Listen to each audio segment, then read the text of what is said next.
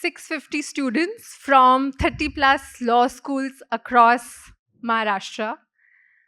And I would like to tell you, we could not fit all of them here. So we have another auditorium in the same premises where we are broadcasting this live with 300 more students. Hello. And the best part, we did not have to open registrations for this. It was by invite only, and we filled up in day one. So, and this is the magic of two people. And for the very first time on stage together, Dr. Shashi Tharoor and His Justice, Dr. D.Y. Chandrachud.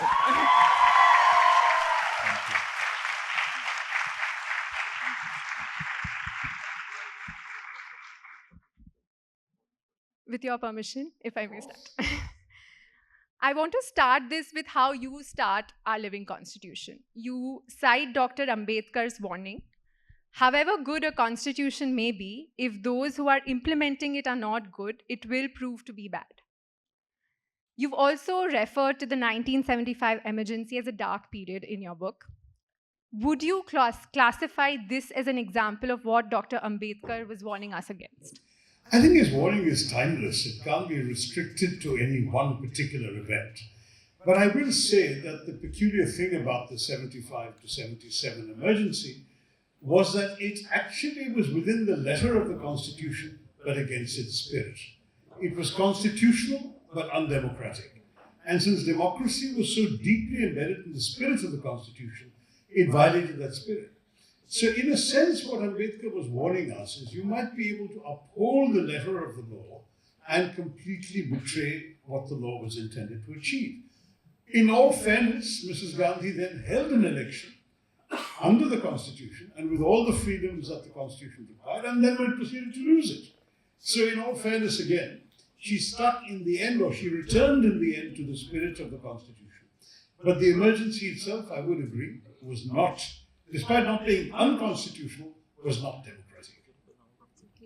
And today, some may feel that the current establishment is misusing powers in subtler but equally dangerous. Would you say it's true or a bit of an exaggeration? No, look, I mean, there's an argument that many political parties in the opposition have made that we're living through an undeclared emergency. And then the BJP side will promptly turn around and say, well, you're able to say this during the emergency, you couldn't have been thrown in jail if you said that. So, it then becomes a haggling over what is the definition of an undeclared emergency and so on. So I prefer not to use terms loosely.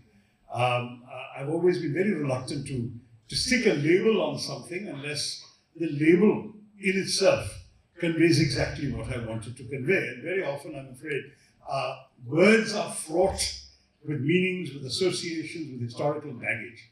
So I prefer not to address it in that. I've talked about the fact that in many ways, a lot of the decisions that we have seen taken by the current government have involved, in some ways, a hollowing out of our institutions and our processes and our constitutional principles. They're all standing. The Constitution has not directly been violated, or Justice Chandrachud would have pointed it out. But at the same time, it hasn't, in every case, I think, been adhered to in principle. And so, how do we ensure, as Dr. Ambedkar wanted us to, that the operation of the Constitution is done in as good a way as he would have liked? When he introduced this whole concept of constitutional morality into our discourse, it hadn't been raised in the Indian political or judicial space until he brought it in. It was, I think, fair to say, a fairly relatively obscure idea that Grote had come up with in Europe. But Ambedkar brought it in, and he applied it very specifically because he had, as you know, a lot of concerns about what he called the top dressing of a liberal constitution on essentially undemocratic soil. Because as a Dalit, he felt that our society was not democratic, but we were giving a democratic constitution to a society which, because it was inherently undemocratic, might apply the constitution without the moral content that he wanted it to have. So for him, it was very important that we acquire constitutional morality, and that meant that the spirit of the Constitution had to be practiced throughout society. As you know, he said some perhaps slightly intemperate things before his death against the workings of the Constitution that he had himself been the progenitor of. But for him, you could have a bad constitution that could be made great by good people, and you could have a good constitution made bad by bad people. And so we must constantly be on guard. It's a vigilance that we have to all show all the time. And be cautious with our words, and it's coming from the wonderland of words himself. So now coming to Justice, when sweeping mandates are secured, many fear that there is a risk of constitutional distortion. And they say this because increasingly there are a number of judges assuming public offices post-retirement. How do you respond to growing concerns about the judiciary's independence and public perception of its neutrality? Anjani, there's a premise underlying your question, which is that the Constitution would thrive and be strong when you have a fractured majority in the governance at the center. And I question that assumption. The Constitution was not intended to be a document or an instrument which would thrive when you have a politically fractured majority in governance. It's a constitution for all times, for all seasons. You may have a strong party which is ruling the government, either in the center or the states. You may have a coalition. You may have a variety of political configurations. But nonetheless, the Constitution was intended to govern equally well, independent of what political confabulations or configurations you have in different states or in the center. Coming to the question now which you pose on the basis of the premise, which is of a number of judges accepting post-retirement offices, and there's that impact on judicial independence. There's a host of parliamentary legislation which contemplates that you will have retired judges to man those specialized tribunals. Because increasingly across the democratic world, specialized tribunals have been constituted. So just to give you a few examples, you have the Appellate Tribunal for Electricity. Here in Mumbai, the Securities Appellate Tribunal. You have the Central Administrative Tribunal, the Armed Forces Tribunal, the National Green Tribunal, the National Consumer Disputes Redressal Tribunal, the National Company Law Appellate Tribunal, and the Tribunal, which is hearing all the cases under the Insolvency and Bankruptcy Code. Now, in all these tribunals, the underlying legislation, or the ITAT, the Income Tax Appellate Tribunal, which is not a new creation, it's a creation of several decades ago. All these pieces of parliamentary legislation contemplate that a former judge, a former Chief Justice of the High Court, or a judge of the Supreme Court would head the tribunal. So if you didn't have former judges accepting these judicial offices, which incidentally Parliament has created, you would not be able to man these specialized tribunals in the first place. Now, the reality, Anjani, is very different from what your question portrays it. And I can share with you this experience which I had as a Chief Justice, which is that it is increasingly difficult to have judges accept office to these tribunals. Possibly it's because of, the environment which the media has created, that any judge who accepts office in an administrative tribunal or in the Armed Forces Tribunal has been given some sort of political favor. As a Chief Justice, you had to actually, pursue judges, because we need people of integrity. We need people of competence to man these highly specialized tribunals in new areas of economic and regulatory governance, like the Appellate Tribunal for Electricity. Every dispute is dealing with thousands of crores and the most complex issues of deregulation of the electricity sector, or Securities Appellate Tribunal, which sits just around the corner at Nariman Point, on which depends the stability of our stock market. So you require people, men and women of integrity, to head these tribunals. And therefore, Parliament has contemplated that there would be judges who would be occupying these offices. And that's part of the policy of an elected body which represents the whole nation in the legislature. Coming away from these specialized tribunals, the question as to whether former judges should hold political office, contest elections, for instance. We've had examples in the past. One of our most distinguished judges, Justice Subbarao, resigned from the Supreme Court to contest the presidential election. Which he lost. Which he lost. Now, Indian democracy, or the judicial independence of our judges, has not been damaged by these examples. So it's ultimately a question of everyone's conscience. And what keeps judicial independence afloat is something much more fundamental. And that's a combination. It's a combination of the constitutional environment, active citizens' participation in the adjudicatory process, the critique of an independent media, civil society, which is constantly keeping a watch on how judges behave and perform. So it's not that simple. But the difficulty lies when we create this hype around anybody who accepts post-retirement office that somehow this must be wrong, which means that we are actually ensuring that a lot fewer judges are willing to accept that office. Part of the reason is that, after spending 20 years on the bench, you don't want to get back into judicial office. You want to be a free citizen, as I am today. But so it's not as simple as that, having a direct correlation. But would you agree that there is a distinction between accepting an office that is meant for and even reserved for former judges, like all the examples you cited, and accepting, say, a Rajya Sabha seat or a governorship, which are not only for judges? And some of the judges who've done that, they have been particularly we've had some exceptional individuals who've occupied those offices as well. People who have done remarkably well in those offices. In fact, I believe to the contrary, that there's a great deal of experience which judges can bring to, say, the legislative bodies. I think I appeared before the Joint Parliamentary Committee just 2 weeks ago on the One Nation, One Election constitutional amendment which is proposed. I was requested by the chairperson to make my presentation. I said, well, this is the first time in my life I'm going to be doing that.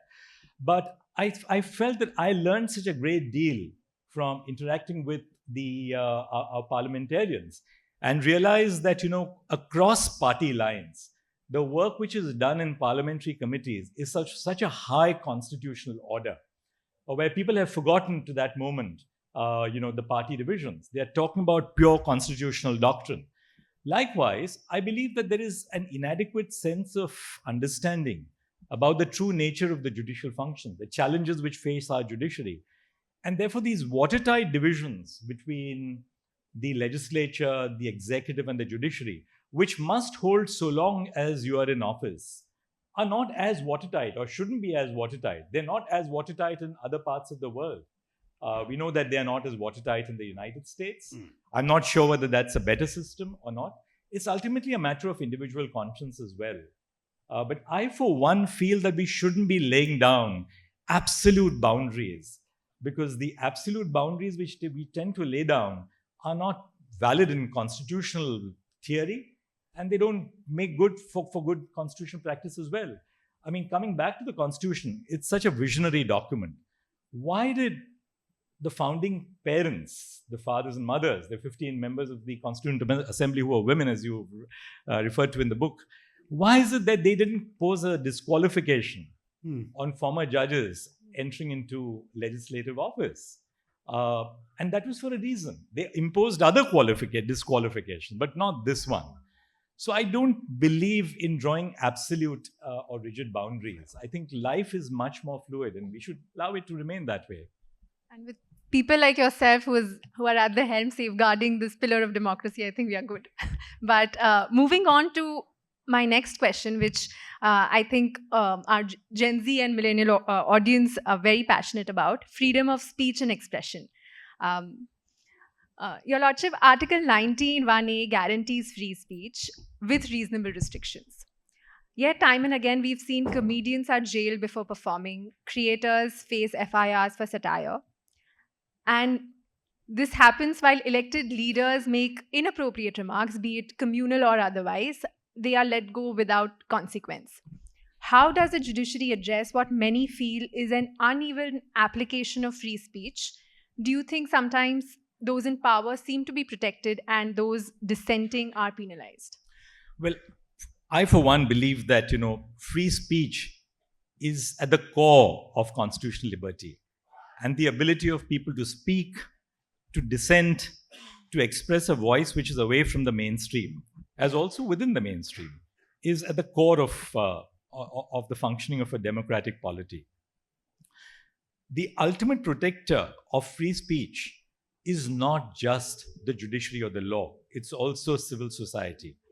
But the judiciary and the rule of law have a vital element, are a vital element in the protection of free speech.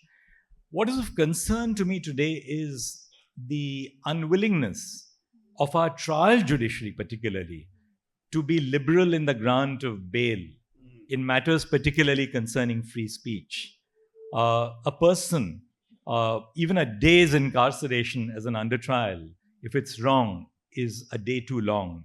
Even an hour is an hour too long, because it has a chilling effect on what others perceive can happen to them if they speak something which is, frowned upon by speaking truth to power. Therefore, particularly because the trial courts have the first interface with our citizens, it's the trial courts which have to be strengthened in their ability to grant bail. What is now happening is this, that matters which should end in the trial court granting bail move to the high courts. Matters which should end with the high court granting bail move to the Supreme Court.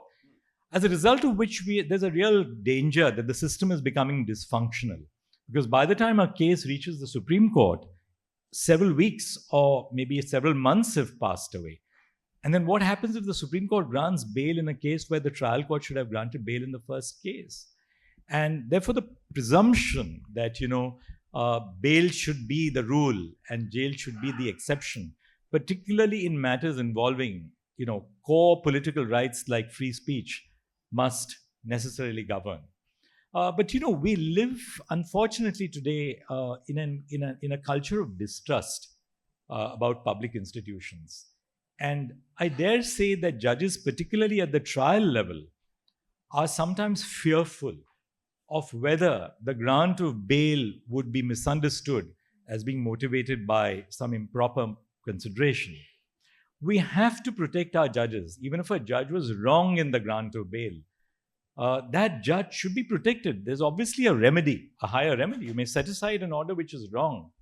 But then to, castigate a judge or bring a sort of a moral disincentive to a judge who's granting bail is unfortunate. And that's what has happened. But there's a general culture of distrust of all public institutions. And this is part of the reason for where we find that we are today. But this is certainly a matter of concern. Dr. Tharoor, I'd like to ask you the other side of it. You've engaged with a lot of young people at I.I.M.U.N as well. We engage with impressionable young minds, which are usually below 19. This is an exception audience today, which we're very happy to organize as well. But these young people consume vast amounts of content online. Do you think that the government should protect them from harmful, polarizing, and inappropriate content, or do you think it should be left at individual discretion?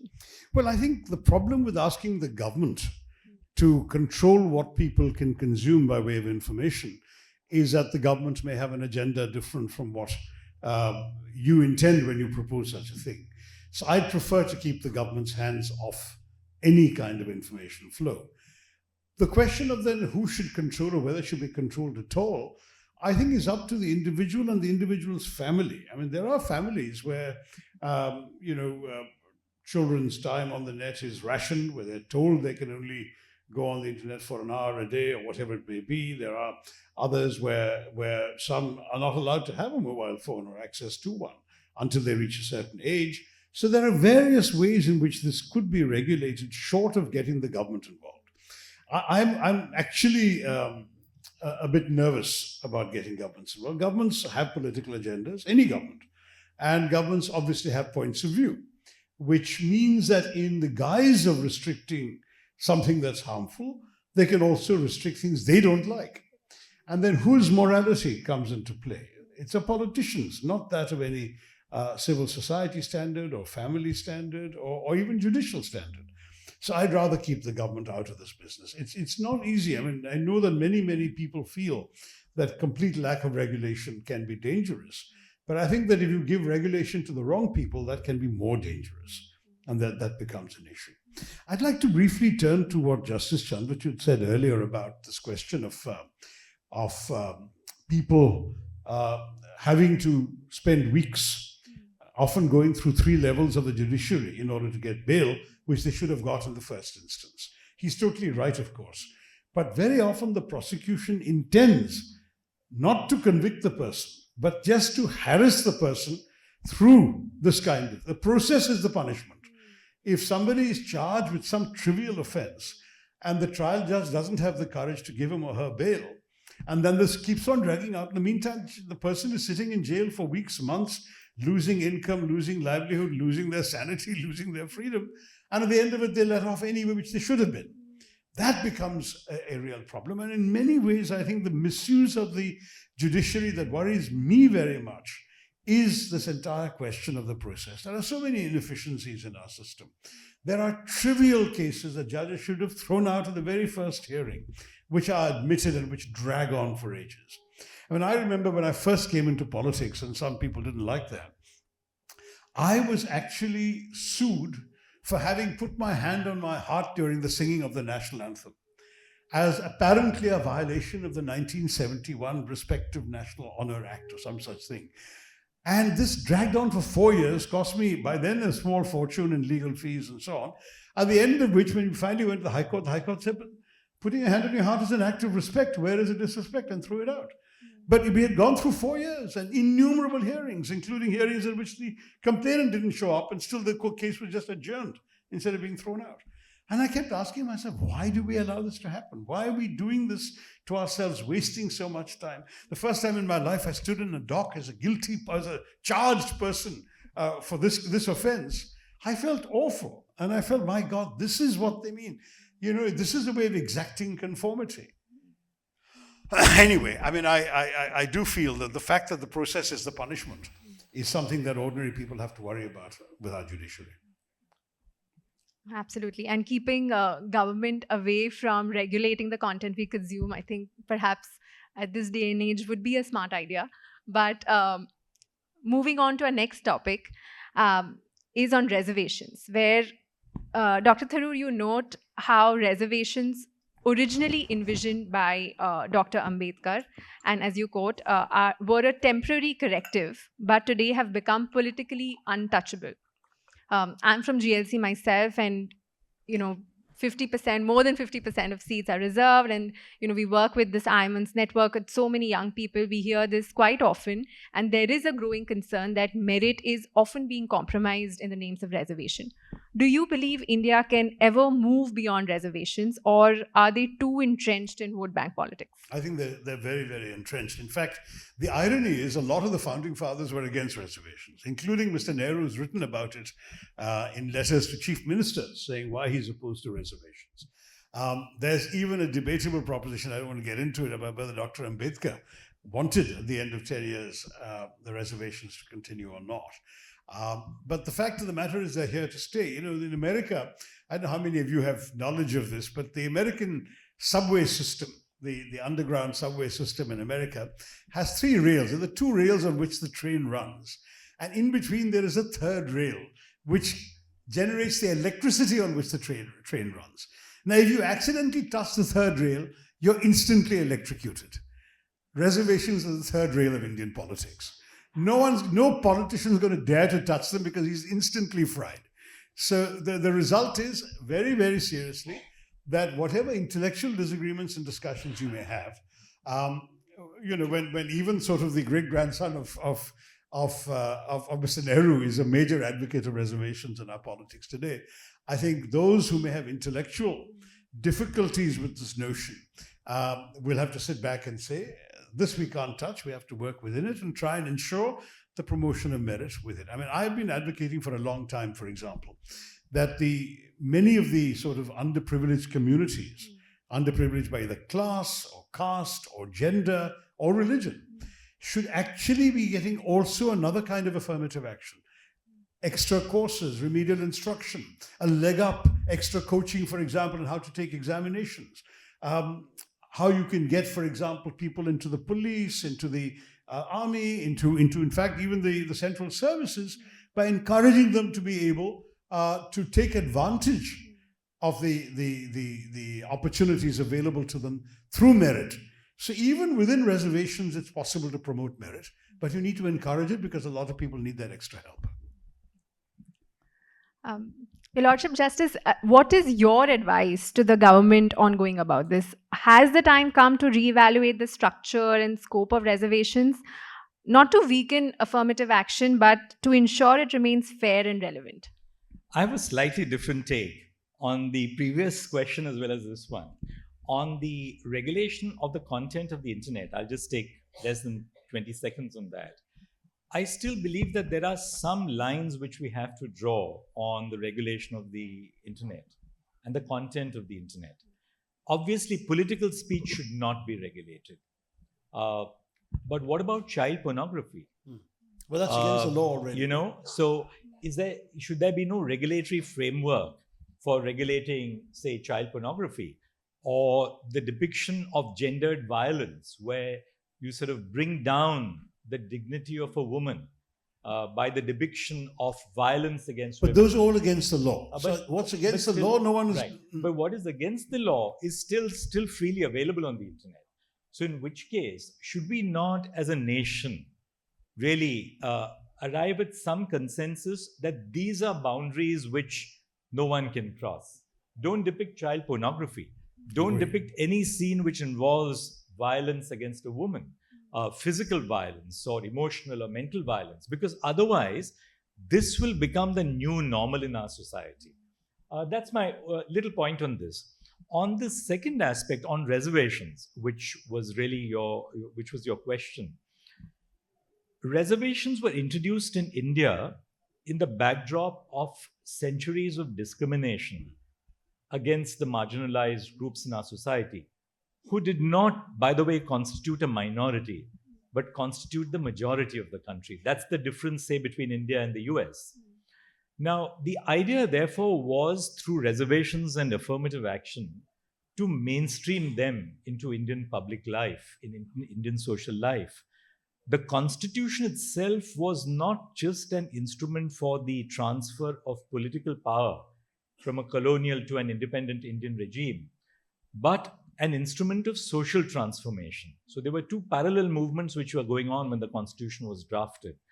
And reservations in that sense proceed on the postulate that you can have a stable polity, you can have a stable society when all elements of the society, including those who have been historically discriminated against for centuries, are brought into the mainstream of discourse. Now, we have to ask ourselves this question. Can we say today, 75 years after the Constitution has been adopted, that discrimination against, say, the marginalized communities, the scheduled castes, the scheduled tribes in particular, has ended after 75 years? And the answer to that would be clearly in the negative. You still have students who commit suicide, Dalit students who have committed suicide in the IITs or in different institutions. So which means that the time where you can say that discrimination against the scheduled castes has ended has still not arrived in India. India still faces that.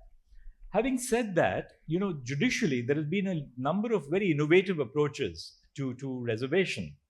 One of the decisions which we rendered as part of the Constitution bench was on this issue of subclassification. Can a state government subclassify the scheduled castes which are notified by Parliament or the President, as the case may be, so as to confine or give benefits to the most backward amongst them? The Supreme Court said yes. There's nothing in the Constitution which would prevent a state government from identifying those castes which are truly backward and then ensuring that benefits go to them, so that the benefits are not really absorbed by the most forward amongst the backward communities. So we've permitted that. The other reservation in India is for the socially and educationally backward classes of citizens, the OBCs as we call them. That's how the Constitution calls them. Now, we've applied the creamy layer doctrine to reservations for the socially and educationally backward classes of citizens, which means that the most affluent amongst the socially and educationally backward classes of citizens are excluded from the benefit of reservations. The final point which I want to make on this, of course, you can spend a whole afternoon discussing this, is on what do you really mean by merit? Does merit mean, for instance, the scores which you clock on the NEET, National Eligibility Exam Entrance Test for medical admissions, or in the CLAT, the common law aptitude test. The reason why merit cannot be reflected in the scores which you have on the raw scores in these tests, is that the raw scores which students attain in these tests are themselves the product of your cultural and social capital. The best students the students who generally score the best are those who have access to coaching classes, who have command over English. There are, of course, exceptions to this. But therefore, if you define merit not in terms of your ability to score in examinations, but merit in terms of inclusion, of the ability of our society to give responsible positions in governance to different segments of society, that is what defines merit, then reservations are not contrary to merit, but they in fact further merit, because it allows for people, whether they become IAS officers, whether they become IPS officers, doctors, an equal share of social development. Otherwise, what is happening even today, Anjani, is this, that if you look at the representation of the scheduled caste, for instance, you will find a lot of representation or improved representation at the lowest levels, class 4 posts. When you come to the top posts, the most important positions of responsibility, you'd find them lacking even today. The same thing in the case of women, for instance. Now, where do you find... So therefore, I think, of course, Dr. Ambedkar believed that, reservations initially should be valid for 10 years. But I do believe that for India to maintain the sense of social harmony, the social equilibrium, and I see the flip side, as you said in the law college, 50% of the seats are reserved. And I see the flip side from the point of view of a person belonging to a non-reserved community. But looking at it from an overall national perspective, I still do believe that reservations in India have been a very potent source of maintaining this social equilibrium, where we brought all segments of the community and given them an opportunity for personal growth and development and social growth and development as well. I agree with all that, but can I just ask you a question, Dhananjay, on a very important aspect of this. In 2015, Justices Gogoi and Nariman, neither of them was a Chief Justice at the time, came up with a judgment on the Jat reservation case, where they actually declared that birth into a particular category would no longer be sufficient for the Supreme Court to permit reservations, and they wanted the government to come back with a matrix of disabilities that would entitle a person to reservations. Now, curiously, Gogoi went on to become a CJI, never referred to his own judgment again. I believe he was the principal author of it. And subsequently, of course, Nariman had a distinguished career. You've had reservation-related cases coming before you. I've never seen another reference to this argument that, and the government has never come up with a matrix anyway, that you could actually make reservations and merit and all of these things something that is subject to a greater set of considerations than mere birth into a caste or a community alone. That you would have, let's say, you could have points for being a single mother, earning a certain level of income, being from a certain caste or community, being whatever, all of those things. And then, depending on that, you would qualify or not for reservation. That's what I understood by the language of that judgment. I'm just curious, whatever happened to that thinking? The moment you talk about these other metrics, then you are substituting the very foundation of the reservation policy in India. Birth. Which is, no, it is not necessarily good. Now, we have reservations under the EWS category, the economically weaker sections, where you apply a pure economic criterion. Mm-hmm. But you can't really subsume reservations only under the economically weaker sections category. Because in some communities, birth within that community is itself a source of discrimination. Even in the India today, if you go to the villages, birth within that caste or community is a very potent source of discrimination. Now, what the government has done, which is by bringing in the recent constitutional amendment, is to also allow for reservations to the EWS category, which is really to say that in the non-reserved categories, namely the non-SC, ST, OBC categories as well, there may be people who would be economically underprivileged and who should also be given a certain degree of reservation, which is a different basis altogether of reservation. But to apply that criterion to castes which are fundamentally underprivileged would really take away the whole social basis of the reservation policy. And I still do believe that India has not still come to that point where we can say that, well, all communities are equally, or all castes are equally situated, and therefore we can end reservation. I don't think India has come to that level at all as yet.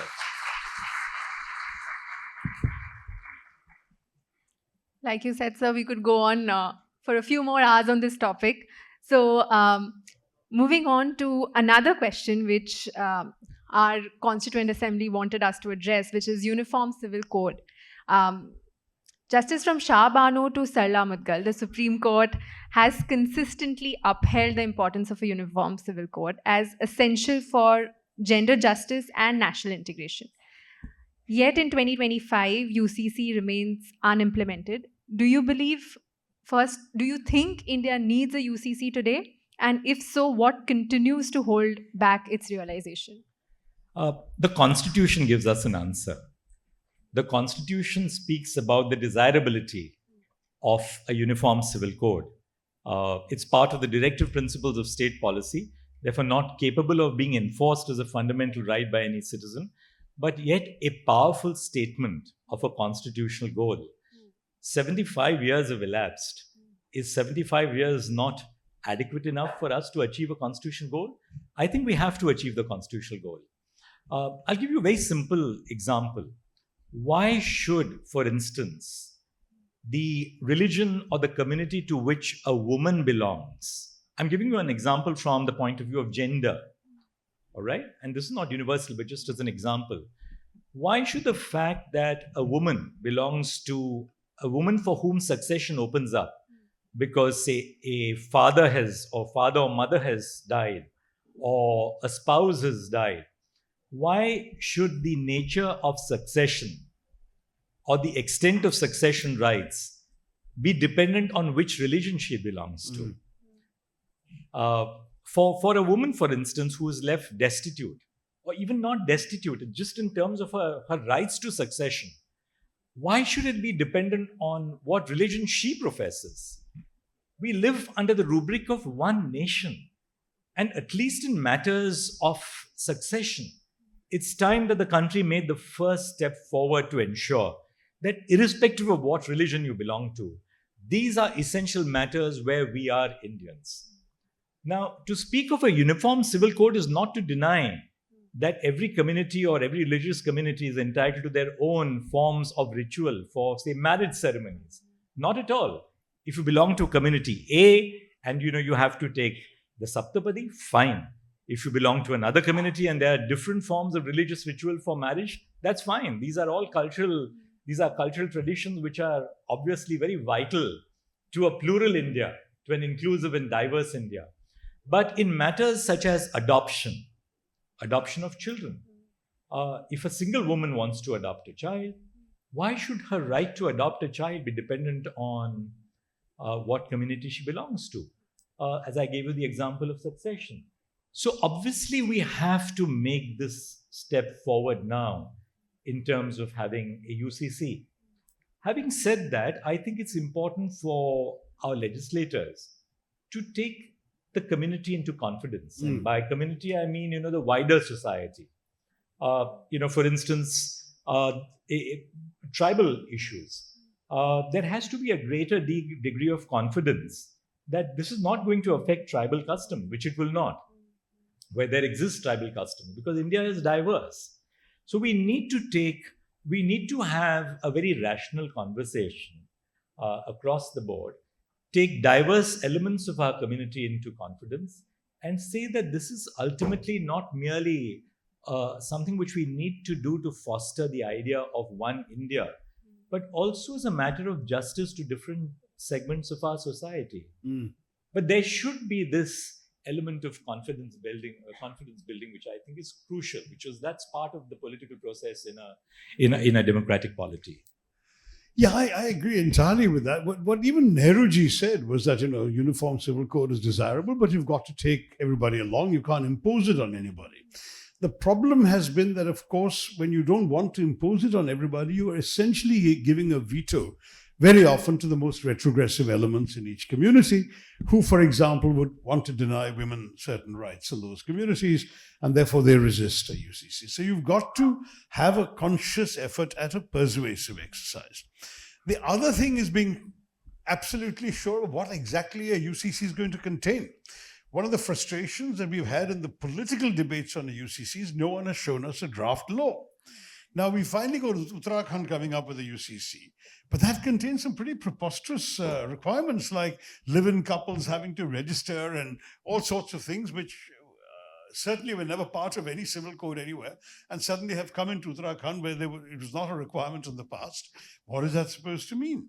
Are we going to try and make that a national thing? I mean, I get the impression more and more that in the absence of clarity of an agreed draft code that would actually be a product of a widespread consultation with all communities, that this is going to go nowhere.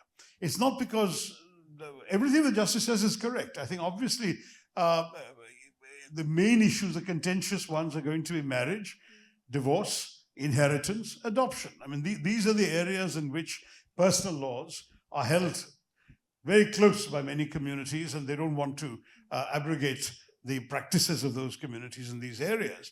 But if a UCC is going to venture well beyond that and come up with all these other provisions, then many of us may not agree with some of those elements of the UCC who are otherwise in favor of a UCC. You see what I'm saying? So we need to know, what will the UCC contain? Who loses out? Who gains? What will be abolished? What of current practices will no longer be possible? What new practices will be required? When that picture is clear, we can have a better informed conversation. Until then, if I ask you the question, you don't know whether UCC should be implemented today or not. In principle, it's a desirable idea. I don't think anyone can disagree. After all, most countries in the world have a uniform civil code. And even today in India, I mean, if you commit a murder, it doesn't matter what your religion is. If you commit a driving offense, it doesn't matter what your religion is. You have the same punishment as anybody else, right? It's only in these specific areas that your personal law applies and either shields you or disables you. Absolutely. Now I'd like to take you to another very interesting subject. You've written the chapter on this, an alternative idea of India. Mm-hmm. And Dr. Tharoor, you document how early leaders of the RSS openly rejected the constitution and criticized it for being too rooted in Western ideas rather than Hindu traditions. And they themselves advocated for a Hindu Rashtra. You describe this as part of an alternative idea of India, and yet in your following chapters, you do acknowledge an important shift that has taken place with Mohan Bhagwat, the current chief of RSS, publicly stating that the organization now accepts the constitution. So this is not a small turn. Do you think this is a genuine ideological shift, or do you think it's a strategic accommodation of for electoral success? Yeah, that the genuineness of anybody's conversion is a matter for individual judgment. To my mind, there seems to be a significant shift. Let me explain that the conceptual disagreement. Yes, I mean, they did talk about it being full of imported Western ideas and written in the wrong language because the original drafting was in English. But that wasn't the main thing. The main thing was a conceptual debate on what is a nation. So the Constitution defined India as a territory, a physical body of land, and assigned rights to everybody living on that territory who had a claim to citizenship. That was what the Constitution did. Whereas what people like Savarkar, Golwalkar, and other thinkers at that time, all the way up to 20 years after the Constitution was adopted, Deen Dayal Upadhyay, they all said, this is fundamentally flawed as a premise. A nation is not a territory, a nation is a people. And they said the people of India are the Hindu people, and therefore the Constitution should have been written only for the Hindus of India. It should have enshrined a Hindu nation, and it should have made provisions for others to be here as either guests or interlopers or as invitees or whatever, and that was their notion. Now that was very explicitly rejected by the founders of the Constitution, who saw very much the sort of conventional, if you like, idea of Constitution as something that gave everyone rights irrespective of their religion. Now, it took a long time for the Hindu Rashtra school of thought to come around to the idea of the Constitution. Well, we've seen in the first ever time that the advocates of Hindutva have had a majority in parliament and have come into government, that they have embraced the Constitution. The Prime Minister declared it to be his holy book.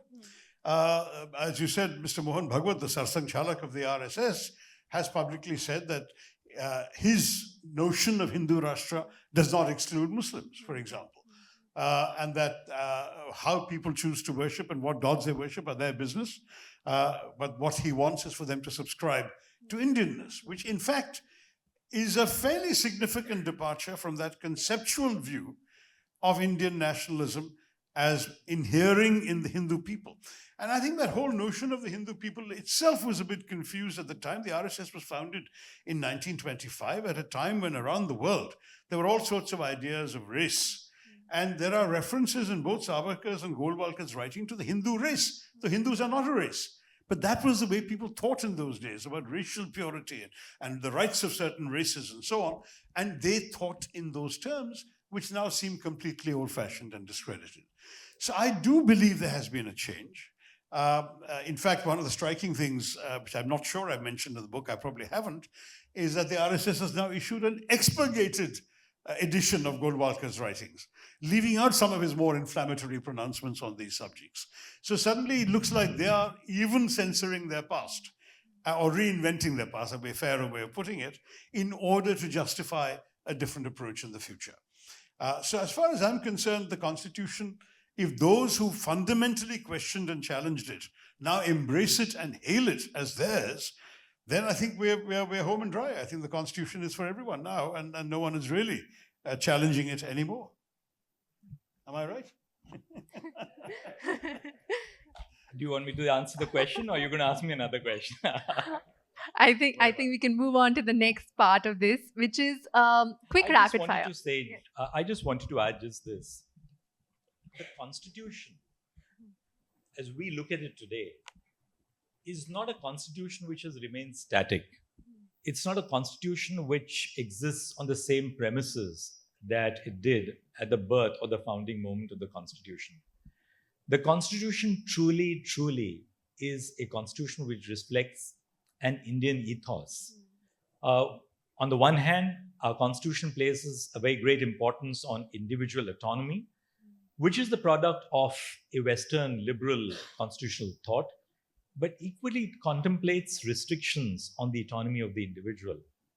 The Constitution therefore does recognize that India inheres as much as in the individual as in the community of citizens in which an individual resides, whether it's in the villages, the towns, the intermediate areas, the metropolitan areas, and in the nation ultimately. The Constitution speaks therefore of individual rights, but equally of individual duties which have come into the Constitution. It speaks of areas of local self-governance, like the panchayats. It speaks of the diversity of the nation in terms of the administration of the scheduled areas, the tribal areas. So in that sense, I do believe that though the Constitution, when it was formulated, came into existence in the backdrop of the Government of India Act of 1935, because there had to be some blueprint for governance on the basis of which a new document would emerge. The Constitution has really completely evolved over the last 75 years. And that, I believe, is the sense of stability of the Constitution, that it is able to absorb emerging thoughts, ideas, changing ideas, the challenges which have confronted the nation. The Constitution was predominantly interpreted by the courts to be a unitary constitution in the 1950s and 1960s. Because, there was a fear as to whether India would survive as a nation, a fear which Dr. Ambedkar himself expressed in the Constituent Assembly, particularly in his speech on the 26th of November 1949. Over a period of time, as the polity has matured, as the threat of secession is no longer really in that sense a valid threat, you find that the Constitution has been interpreted to give greater power to the states. So as the polity has evolved, as the state of democracy has evolved, so also the interpretation of the Constitution has evolved. The challenges which we faced during the years of the emergency led to an interpretation of the Constitution which did less service to the letter of the Constitution and more service to the spirit of the Constitution by reading due process into the articles of the Constitution. So I think that, in a sense, really reflects the true stability and the value of the Constitution. The ability to adapt while at the same time maintaining the core principles of democratic governance intact. Hence, our living constitution. Exactly. But that brings me to my first question under this rapid fire section, which is, if the constitution is a living document, how old does it feel to you today? Is it like a wise elder, a struggling adult, or a restless teenager? Or the third is? A restless teenager. I would think a little bit of all of them. A young adult, yes, meeting the new challenges of the age of the social media, of the internet, a restless teenager, yearning for change, for a better future, and a wise adult, which has changed, which has seen the changing seasons. And so I believe it represents a whole cycle of life. Very well said. Dr. Tharoor, one constitutional value you think India needs to urgently reclaim? Reclaim, that implies a value that we have lost. I'm not sure we've lost anything. No? So I think we've done, and thanks to successive judges as well, we've tried to uphold pretty much all that's in the Constitution. So what do we need to reclaim? I'm going to take a pass on that one, because honestly, to reclaim something, you really have to say, we've lost this, we need to get it back. Perhaps the safe answer would be constitutional morality again, to constantly work with the spirit of what was intended by the founders, even as we adjusted to prevailing circumstances, new challenges, and so on.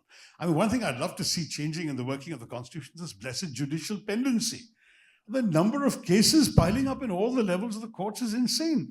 Do you think artificial intelligence can kindly go through all of these blessed things and give us some sort of suggested judgments so we can clear the backlog?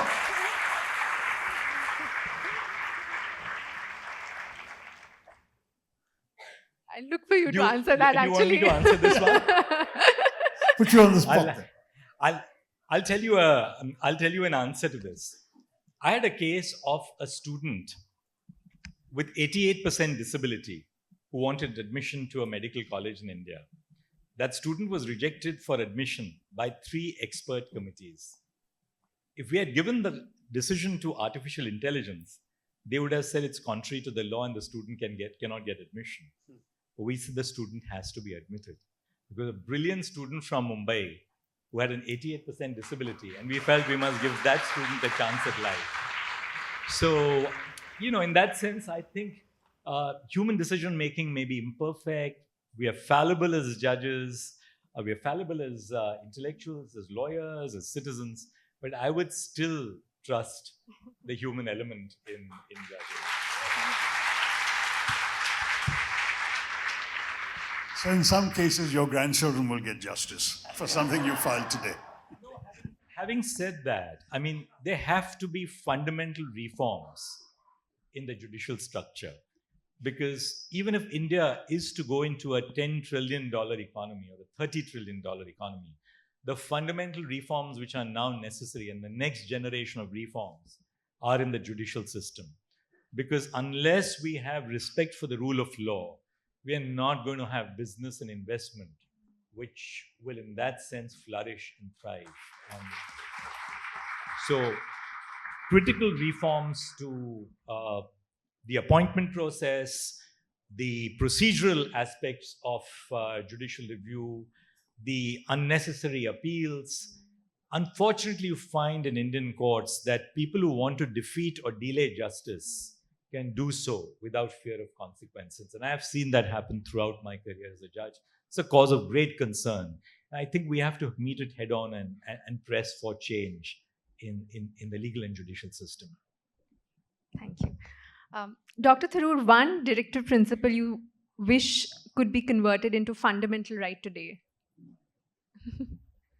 You really should be asking all the judges these questions. He was happy when I asked you this question.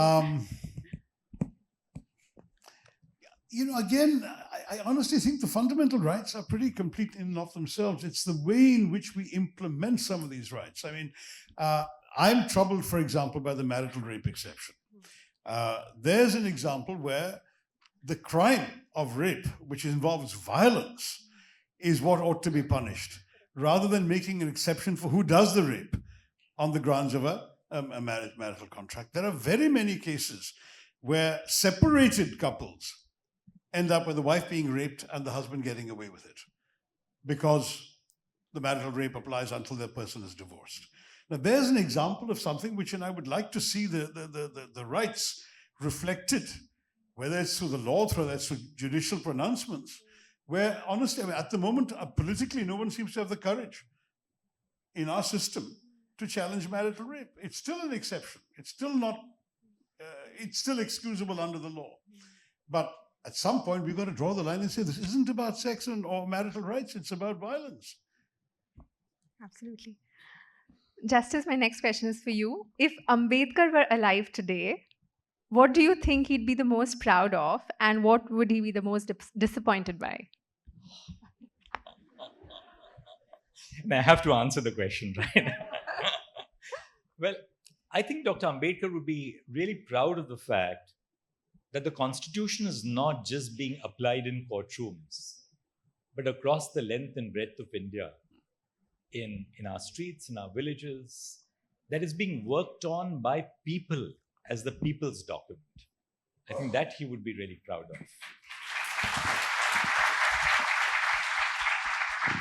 I think what Dr. Ambedkar would be really disappointed by is the extent of discrimination which still is faced by segments of our society for whom he stood for.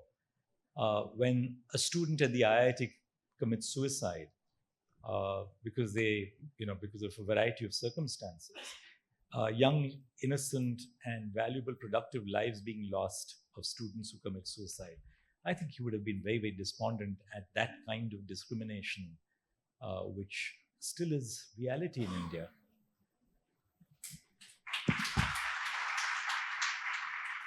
We do want to invite a few questions from the audience, but the first word that comes to your mind when I say, Dr. Tharoor, Manmohan Singh, the man you dedicated this book to.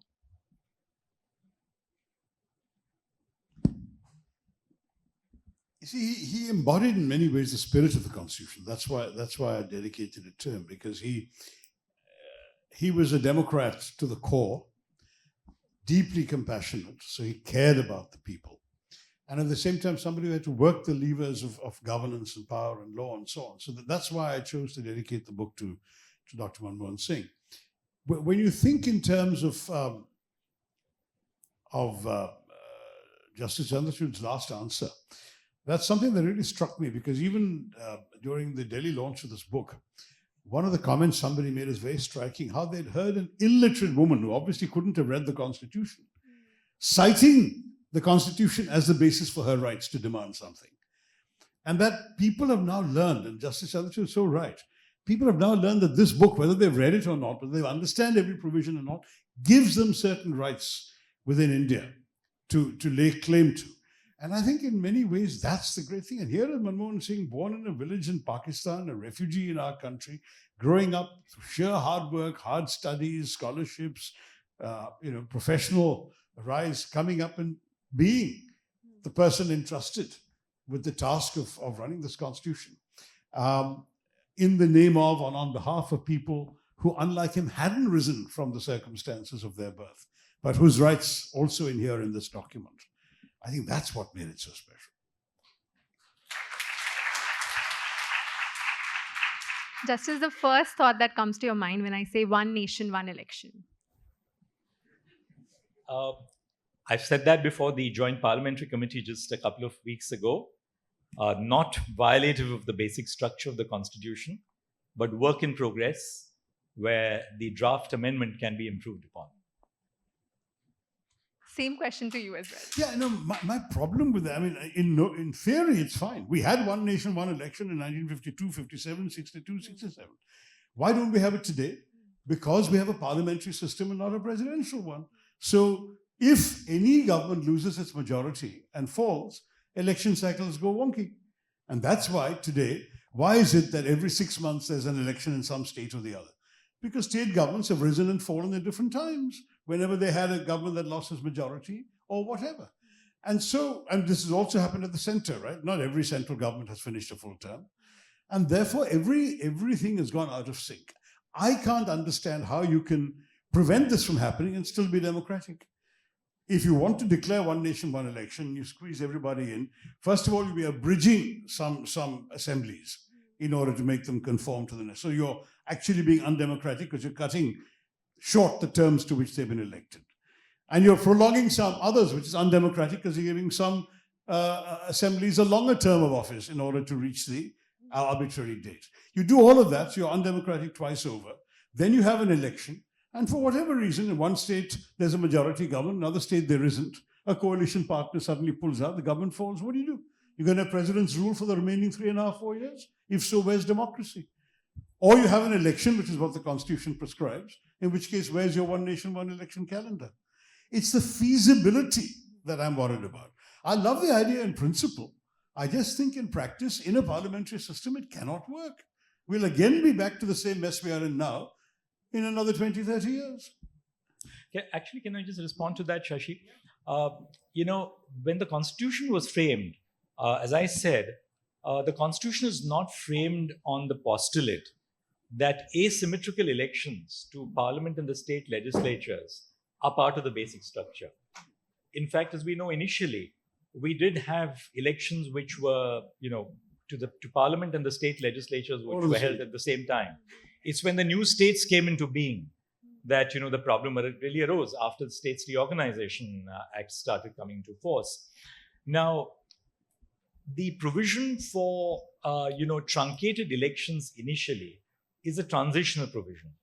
So that once you've brought Parliament and the state legislatures in conformity after the first elections after the notified date, thereafter all elections to Parliament and the state legislatures would be held at one and the same time.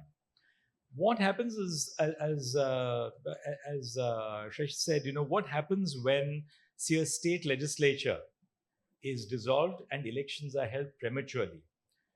At that point, the voters are informed in advance that the next round of elections which would be held would be for the period which remained for the remainder of the term of that state legislature.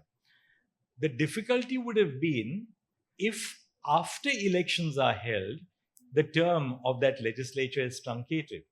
Now, in a parliamentary form of democracy, after elections are held, the term can always be truncated where the government loses its majority and the chief minister, or in the case in the union government, the prime minister and the cabinet, the council of ministers, recommend dissolution.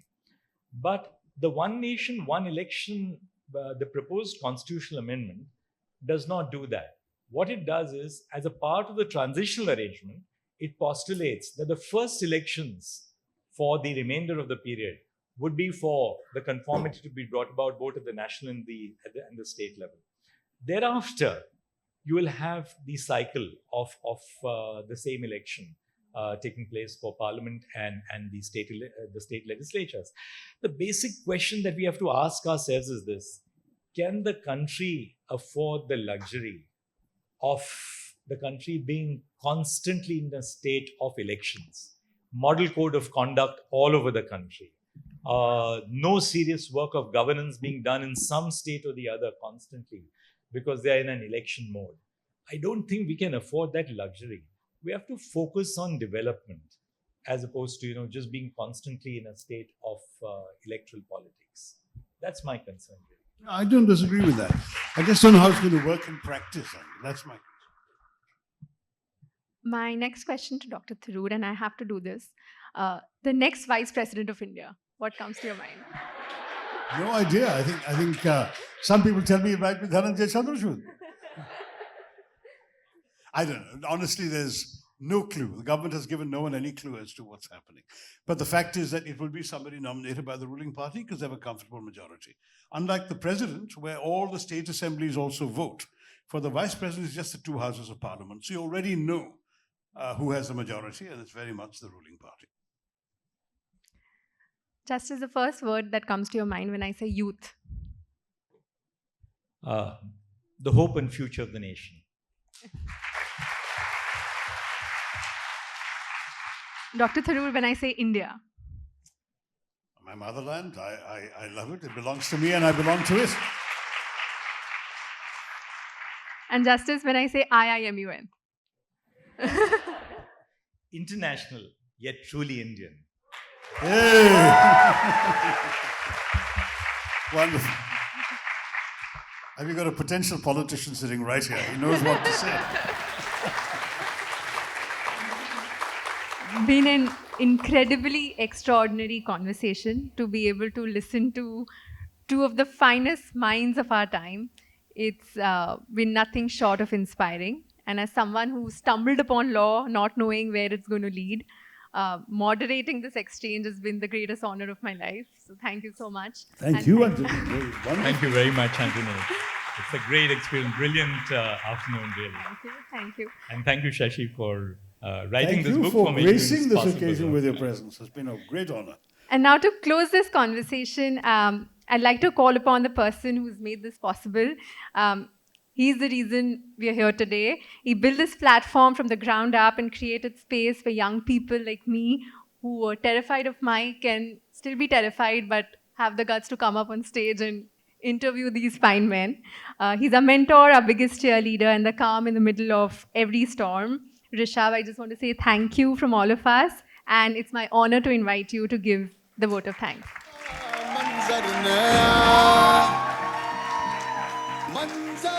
Thank you. Thanks. I don't know. This song is unnecessary for me.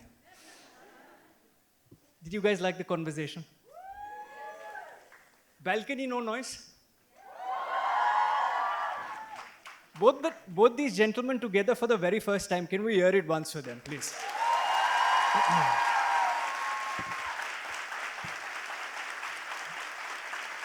And I am delighted that we were able to do our small bit in getting the two of them together. Usually I'm used to talking to people who are below the age of 19, and therefore I speak what comes to my heart and then I just say it. But often I'm told saying you should think and then speak, and not speak and then think. And therefore I've written something in the form of a vote of thanks. Please bear with me as I read it out. It's also inspired by a gentleman who I was sitting next to because he says everything in verse. So I've tried to put things down in verse. If India were a case, we are still mid-trial, with altercations ongoing and new evidence on Pax Indica's fate surfacing steadily as time rewinds and ideologies debate. But today we heard from the voices who orchestrate where the case would go. One wields the gavel and the other the pen, and in this conversation, both reminded us time and again that the battle of belonging might still be underway, but when in doubt, the Constitution leads the way. It isn't a relic of the past, it's a living promise built to last. From striking down bonds that rigged the game to acknowledging the right to love without shame. From saluting our soldiers in Operation Sindoor to calling out the emergency with integrity pure. In a country that both needs and sees law and order, where every second person thinks they're Harvey Specter or Mike Ross, I'm always pleasantly discombobulated whenever I see power, intellect, and humility coincide and rise above self, not for applause or thirst, but to deliver one narrative, that the nation comes first. And to see these giants for the first time walk together side by side at this organization fills my heart with gratitude deep from inside. They could have chosen any platform, any media stage, but they chose a non-profit that brings together every school and college under one page. And that, my friends, is enough evidence of the unflinching belief that they have that you are the generation that will make this a Viksit nation. First, to Justice D.Y. Chandrachud, thank you for accepting our invite and for always being the nation's guiding light, for letting women into Sabrimala with grace, and for ensuring privacy too found its rightful place. You honored autonomy, upheld dignity, stood tall, And for anyone still wondering, why am I a Hindu? You restored land and allotted space to every faith for one and for all. When the minority shrinks and the unheard plead, your court became refuge for the most in need, for those most in need. Today again was a masterclass in law, irreverently intellectual, yet profoundly raw. May your egalitarian worldview show us the way as we soon enter 15 years of nurturing tomorrow's leaders today. Thank you, sir.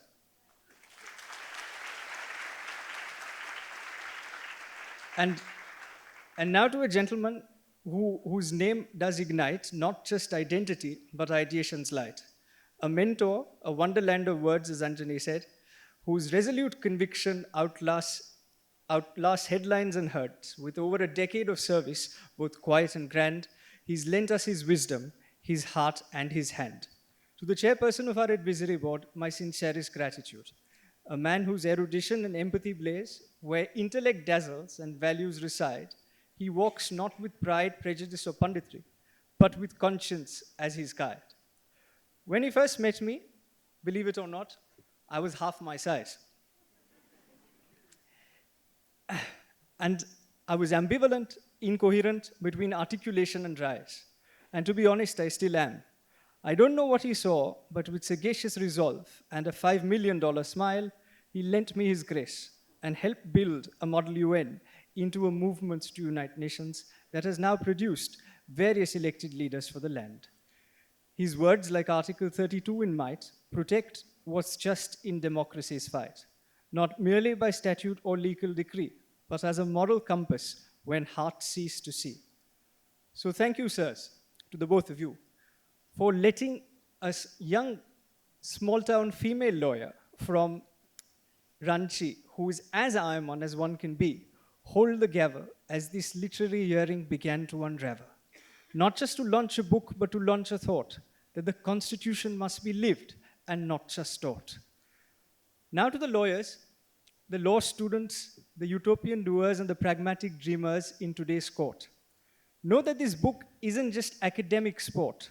It is Exhibit A in the case for who we are, and prima facie proof that India will go far. Read it, not just for the citations or exams, but to grasp the journey of India from midnight to this millennium. For liberty isn't inherited, it's litigated each day, and democracy survives when we find the way. So, before I rest my case today, let me say, if life were a test match we play, not just the India versus England one, which I'm sure all of us are watching, and the world was watching from every stand, then these two men would be India's opening pair. Calm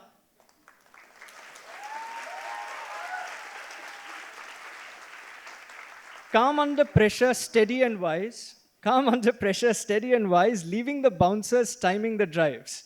And with this engaging colloquy as your guidebook and spark, let this idea of India light your path. Through every era of darkness or gremlin in your way, because I believe the Constitution isn't just something to obey. It's something to live every single day. With that, let's call it, ladies and gentlemen, boys and girls, as it is, end of day's play. May I now request somebody who's, like I said, who's inspired me to write this in verse, to come up and to felicitate the two gentlemen.